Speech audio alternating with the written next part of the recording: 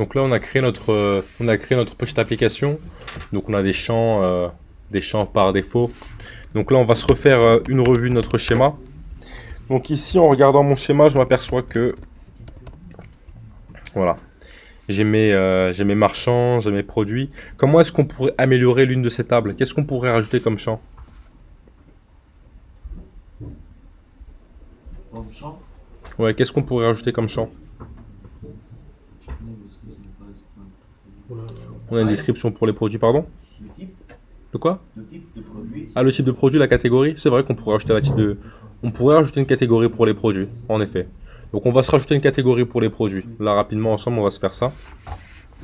Donc pour ça, ce qu'on va devoir faire pour rajouter une catégorie de produits, c'est notre produit qui va devoir contenir un catégorie ID. D'accord? On pourrait se mettre un champ texte, on pourrait se mettre une chaîne de caractères string sur notre produit, mais on sait, vous et moi, que ce n'est pas la bonne façon de faire. Donc ce qu'on va faire, c'est qu'on va créer un champ catégorie ID sur la table produit.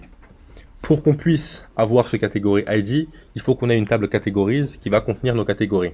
D'accord? Donc, comme pour l'instant, notre table catégorie n'existe pas, on va commencer par la créer. Donc pour ça, on va procéder par ce qu'on va faire, c'est qu'on va faire un raise g scaffold de catégorie. Alors, catégorie, pardon. Donc, les catégories, elles vont être simples. Elles vont simplement prendre un name de type string. Je le répète encore une fois, lorsque vous voulez ajouter un champ dont le typage est string, ça se fait par défaut, pas besoin de le spécifier par la suite. Donc là, j'ai même pas besoin de mettre de point string. Donc là, voilà, j'ai le lot de dossiers de fichiers habituels qui a été créé. Là, si je me rends à la racine de catégories, là, ce qu'on me dit, c'est qu'il y a des migrations qui sont en attente. Je fais simplement un raise db2.migrate pour que le fichier de migration, pardon, que je viens de créer soit effectif. Je réactualise ma page, ça fonctionne bien. Je me rends dans catégories. Ici, je peux créer une catégorie. Je vais simplement appeler cette catégorie première catégorie. Donc là, j'ai créé ma catégorie. Ok. Petit problème, c'est quoi? C'est que voilà, aujourd'hui, on a des products, mais ces products, ils prennent un catégorie ID. Le problème, c'est qu'on a déjà... Pardon? Moi, je fais un champ name. Un champ name. En faisant le scaffold, en fait, j'ai simplement fait raise g scaffold catégorie, et ici, j'ai spécifié name. Ce qui a fait que dans mon fichier de migration, donc migrate create categories, ici, j'ai directement le champ name, pardon, de type string, qui est appelé pour la création. D'accord?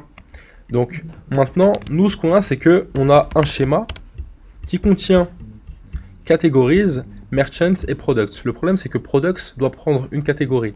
On a déjà créé products. Ce qu'on va faire, c'est qu'on va rajouter le catégorie ID à products. Pour ce faire, rien de plus simple, on va faire un raise g migration add category ID to products.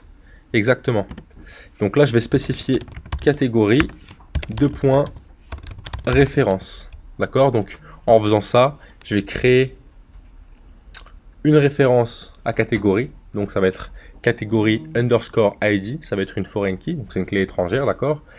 Et voilà, ça va faire le lot de spécifications nécessaires pour établir qu'il y a une relation entre ma table produit et ma table catégorie. Donc là, je fais entrée. Je me rends dans mon fichier de migration, donc add category ID to products, et là je vois que j'ai bien add reference. Donc ici dans ma table products, je veux créer une référence à catégorie, et donc c'est bien une foreign key, d'accord? Ouais. Là je fais simplement un raise db2.migrate pour que ma migration soit effective. Je me rends maintenant sur mon schéma, et lorsque je regarde mon schéma, je vois que mon product a bien un catégorie ID. D'accord? Donc là, c'est assez simple. J'ai mon produit. Si je fais New Product, le catégorie ID n'apparaît pas. Pourquoi? Parce que le scaffold a été fait avant que j'aille rajouter le catégorie ID. Donc là, je vais simplement me rendre dans Product, form.html.erb. Je vais simplement dupliquer le champ de Merchant ID et je vais le remplacer par catégorie ID. Donc voilà, maintenant j'ai un champ pour la catégorie. Donc nom de mon produit, sa description, donc son prix 19, ça change pas, quantité 1 par défaut. Le marchand, je vais mettre celui dont l'ID est 1 et la catégorie, je vais mettre la catégorie dont l'ID est 1. Create product. Donc là, j'ai l'index, j'ai le show de mon product. Donc product show html.erb. Ici, j'ai mon marchand. Comme on l'a fait tout à l'heure, on va spécifier le name du marchand. Donc pour ça, rien de plus simple. Je rajoute .name pour accéder à sa propriété name, d'accord? Là, je vais faire la même chose pour la catégorie. Donc je vais simplement remplacer merchant par catégorie. Je garde .name puisque le nom de ma catégorie est bien stocké dans name. Je réactualise la page. Donc là, j'ai une erreur. On me dit undefined method category for product. Vous savez pourquoi?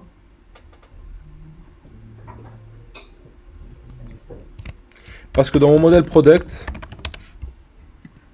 je n'ai pas spécifié que mon product appartenait à catégorie. Du coup, Raise n'est pas apte à établir une relation entre ces deux modèles. Là, si je réactualise, tout fonctionne bien. Non. Pardon? On a simplement rajouté dans le modèle product belongs to category. D'accord? On avait belongs to merchant. Là, on a rajouté belongs to category pour établir cette relation entre notre catégorie et notre produit. Alors, undefined for new class. Donc là, je vais aller checker les catégories. J'ai bien une catégorie. Je fais un show, j'ai ça. Tac.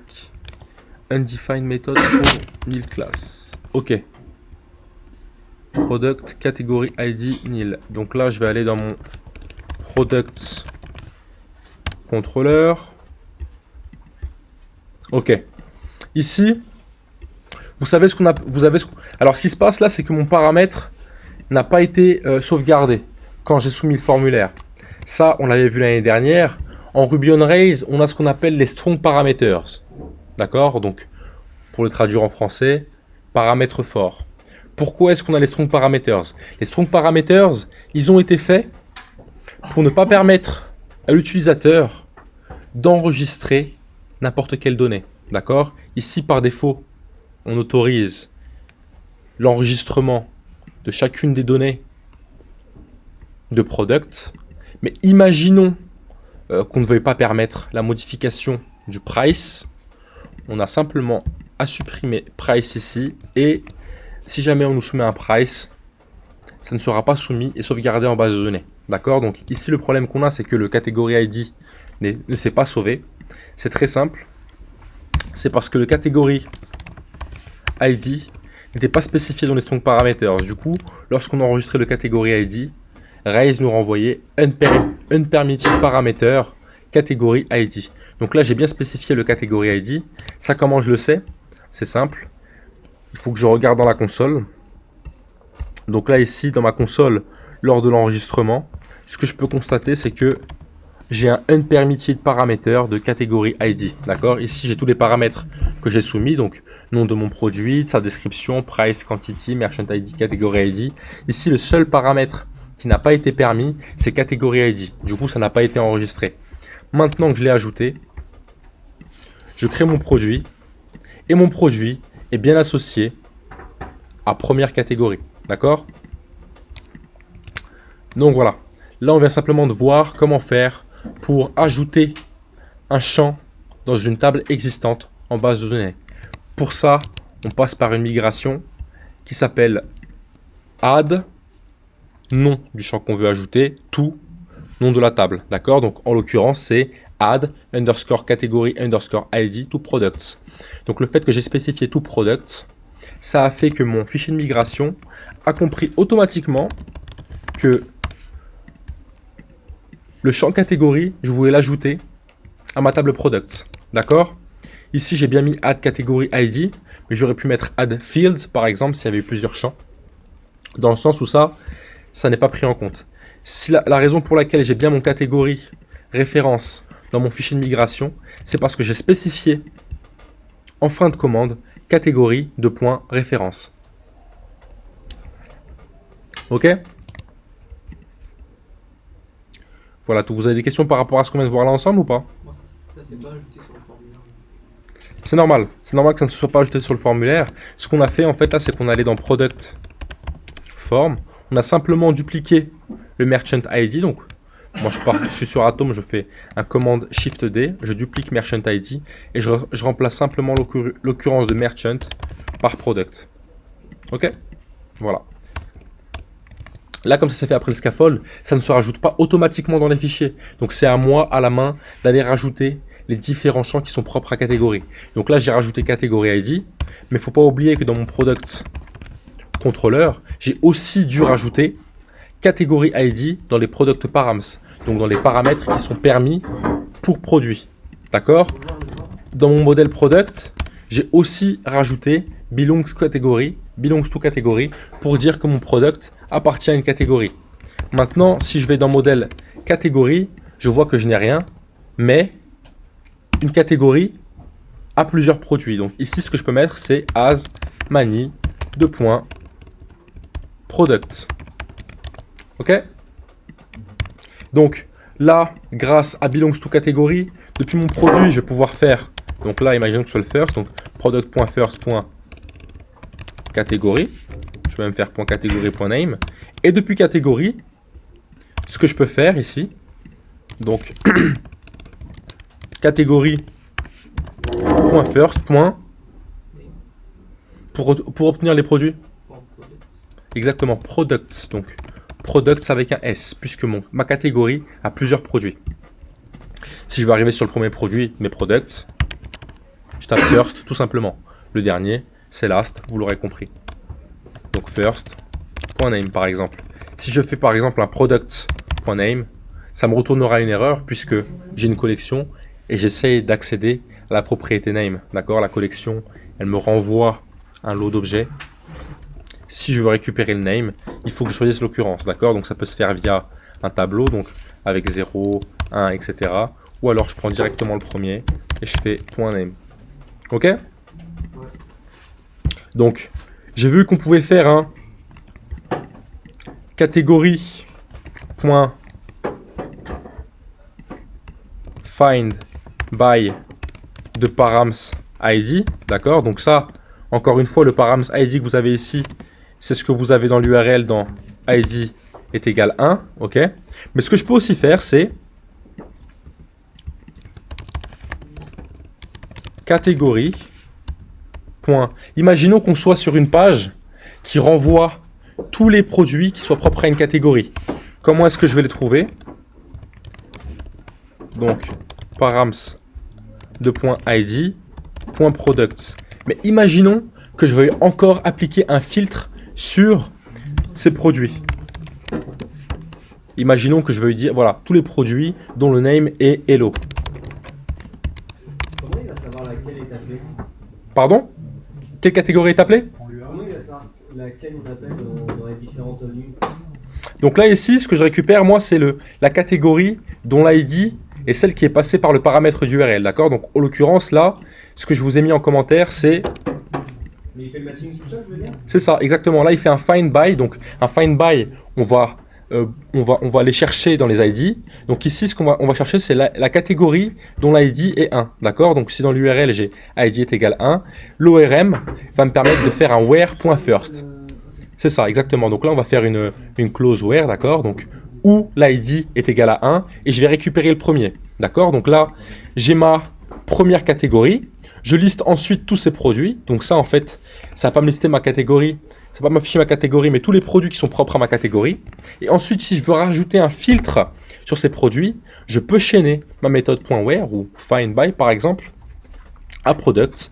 Et ici par exemple, je vais afficher tous les produits de la catégorie dont la catégorie est 1, tous les produits dont la catégorie 1 et qui contiennent comme name hello. Ok? Et donc là, ce serait un point d'interrogation ID égale 1 et name égale hello.